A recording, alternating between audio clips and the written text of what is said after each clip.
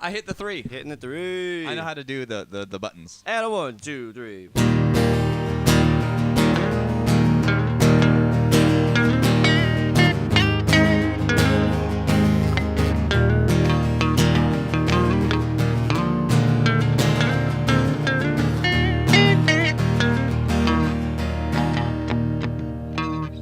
Yeah. All right. Ladies and gentlemen, thank you for checking out the 15-Minute BJ.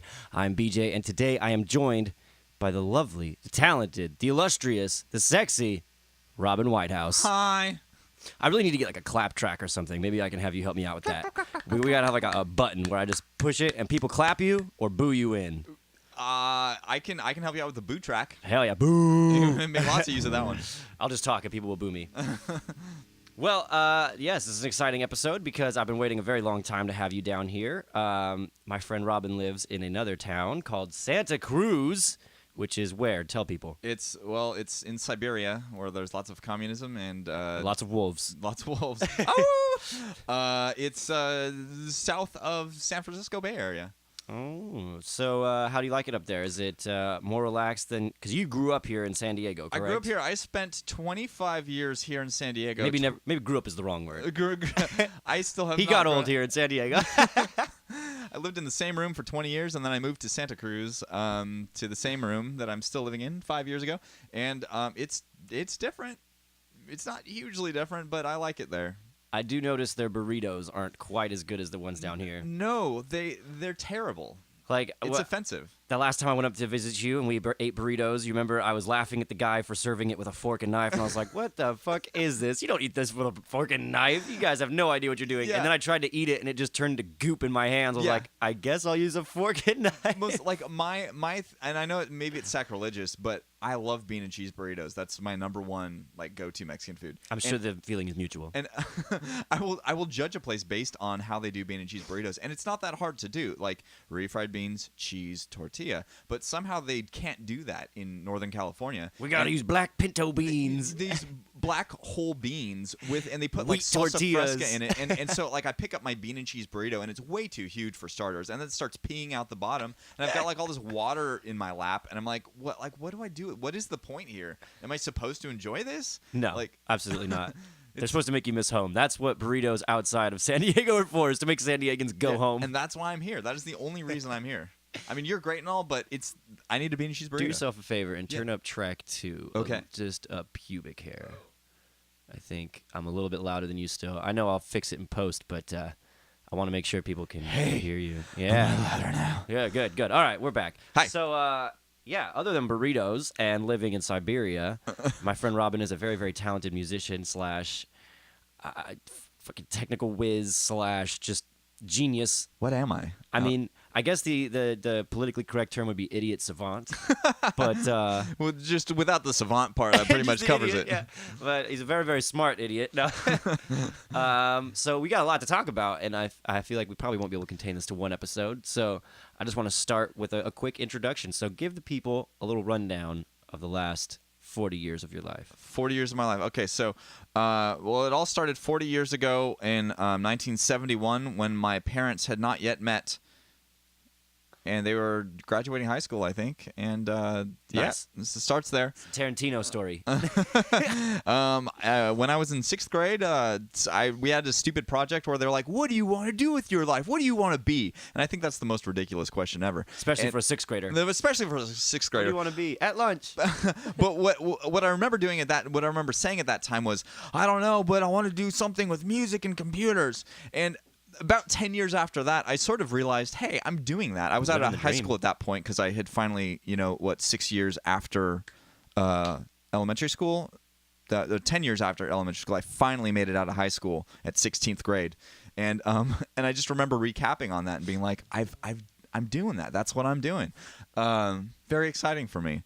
But I just really love making music happen, and my sort of obsession with it is getting it translated to an audience's ears, whether it's live or pre-recorded or whatever. I just want to create a listening experience. A beautiful sound. Yeah, it's true. I mean, for a guy that's just doing it out of his room, basically the whole time. You've been doing it out Yeah. of your room or just out of your house. You know, you've upgraded since we first met. I have, but I'm still in my I'll room. give you credit. Yeah. I'm in a one-room little flat sort of type cabin. Give yourself some credit. You're in the kitchen. The kitchen's in me. The kitchen's in I me. need to get another room.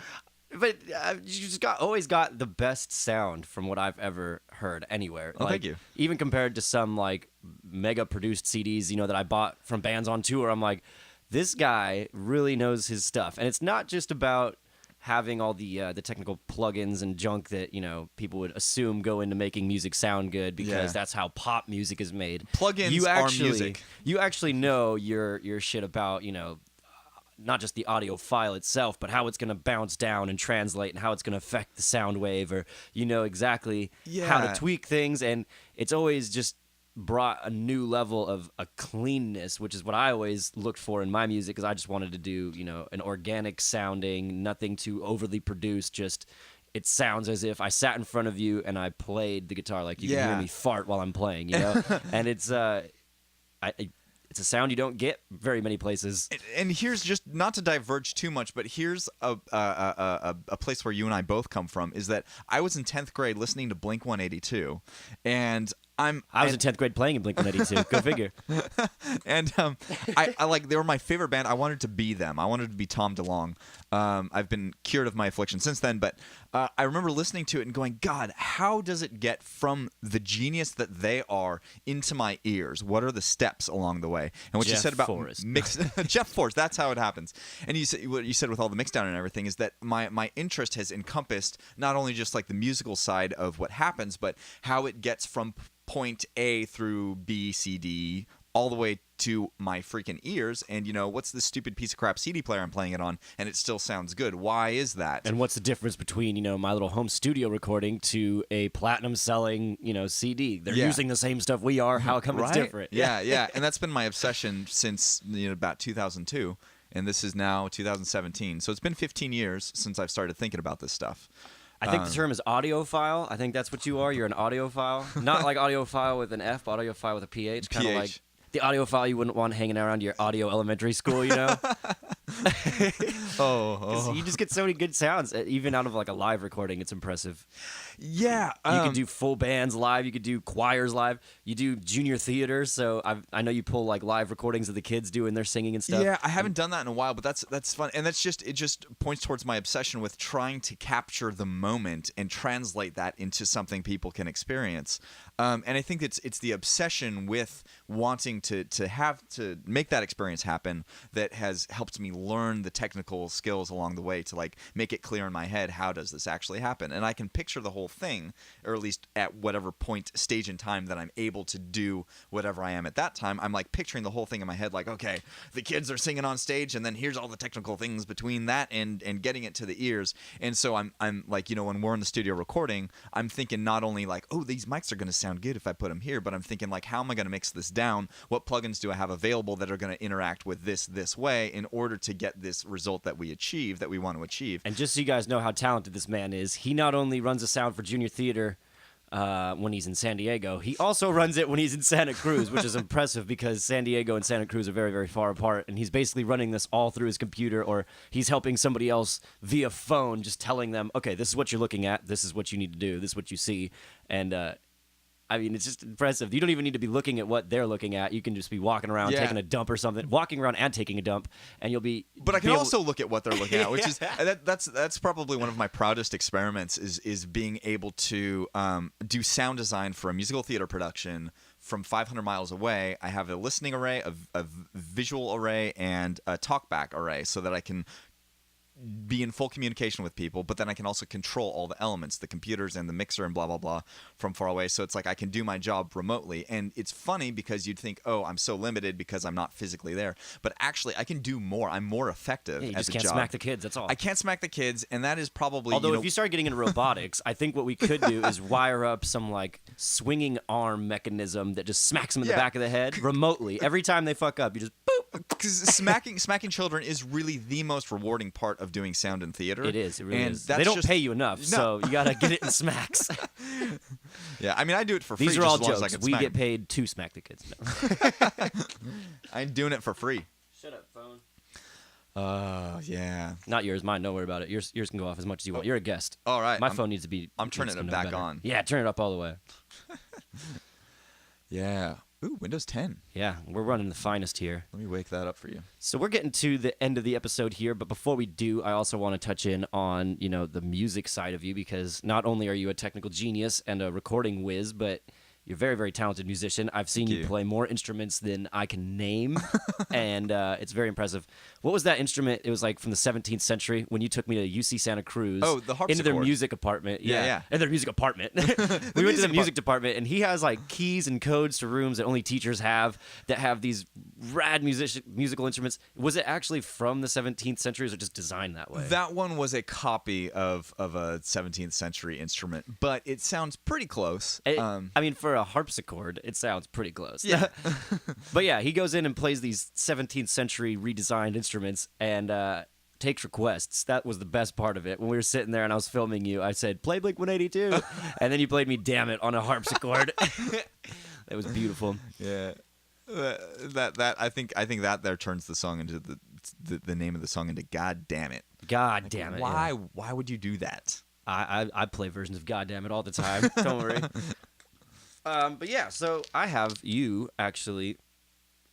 Excuse me, I'm drinking some fancy beer that my friend Robin brought me from Santa Cruz because I'm a huge fan of the San Jose Sharks. Can't remember where they're from.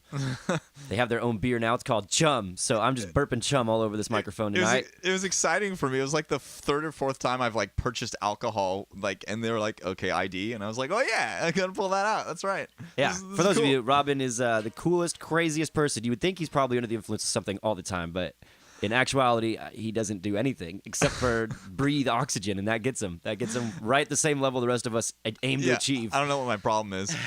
Yeah, watching him show up to my door with beer was very interesting today.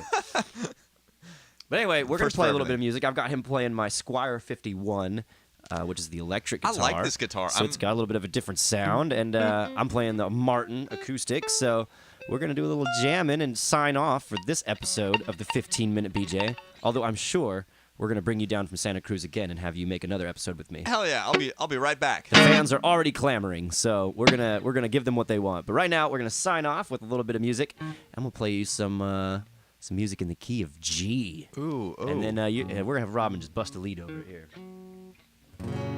That's my guitar, and that's Robin's guitar. That way you know who fucks up. Me.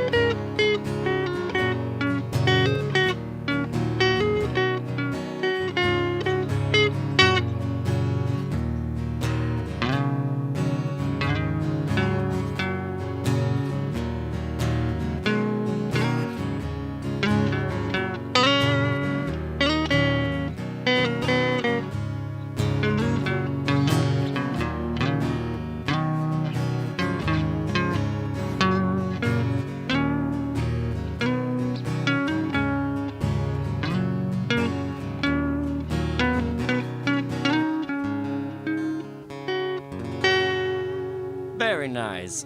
Hey. Well, thank you, Robin Whitehouse, for joining us. The 15-Minute BJ is now over, and we're going to have you again back for another episode. So stick around, and thank you, folks, for checking this episode out. We'll see you next time. Thank you. All right, go ahead and hit that space bar. Space.